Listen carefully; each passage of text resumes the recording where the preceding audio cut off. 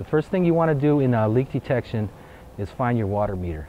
And the water meter is usually in the front of your house. Here's the meter for this house right here. What you want to do is maybe get a screwdriver or something, or coat hanger. You want to take the reading hole cover off. Basically put that on the side. Then you'll see your meter dial as you look down inside. But if you really want to get a little better reading, you want to go ahead and try to get this whole cover off. Sometimes you'll have to bang on it a little bit with the reading hole cover to loosen it up, and what you do is just pry it off. You want to look at the little indicator dial right over here, which registers tenths of a gallon. If you see that dial going around one time in 1 minute, you're already registering a tenth of a gallon, and that tenth of a gallon adds to 144 gallons a day. Now we're in the bathroom, and we're coming in to check the toilets, because since we did see the dial moving outside, we're trying to find out what's going on. Right now we're looking into the toilet bowl right now just to see if there's any indication of leakage, and as you can see the water trickling down the sides of the bowl here, and you can see the water movement. So what we're going to do now is we're going to go ahead and look inside the tank, open up the tank cover, put that on the side.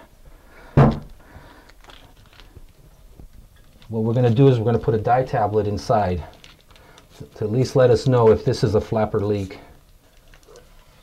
So drop the dye tablet inside.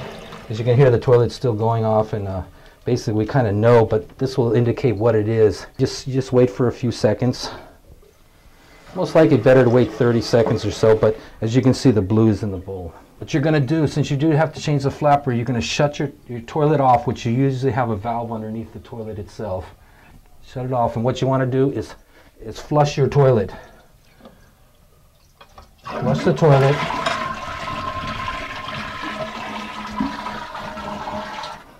And now the water's drained enough for you to work on it. So what you're going to do, you got a little clip here. You take off that releases it from the handle. And these two ears, you can usually pop them off with your fingers. But if you cannot, and you have a hard time popping these two ears off here from the flapper, you can use a screwdriver or a butter knife, anything like that, just to pry it a little bit, and you just remove the flapper. And basically you just go in and just get another flapper. Like, they're less than $5. And what you do is just push the new flapper back on. You've got these two little nodes on the side of the overflow throat here. Put them on, and then what you might have a little problem with is adjusting the chain. You might want to readjust the chain, but this clip that goes on it right here, you can put it on different parts of the chain so you can get a nice pull on your handle here, and it pulls it enough to where it does open the flapper up all the way. There we go. Basically what you do is you turn the water back on. It's going to fill itself back up.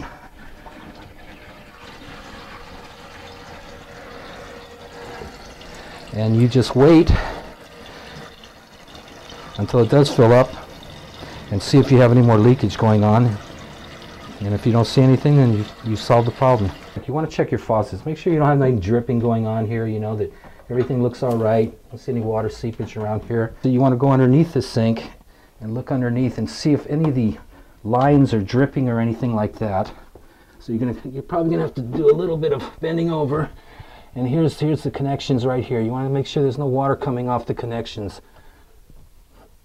So you're just looking inside, just looking for drips, anything that might be going on, give you an indication that you have a leak somewhere. And the other thing you want to check is your shower. Just make sure nothing's leaking from the shower. Make sure the faucets aren't dripping, nothing going on. You can kind of even listen a little bit. If you think that you might have a leak somewhere close by, you can kind of listen to the wall, and if you hear a hissing sound, then you might get close to where the leak might be. Now we're in the kitchen. So you're going to do the same thing you did in the bathrooms. You want to check, have no leaks going on, nothing dripping.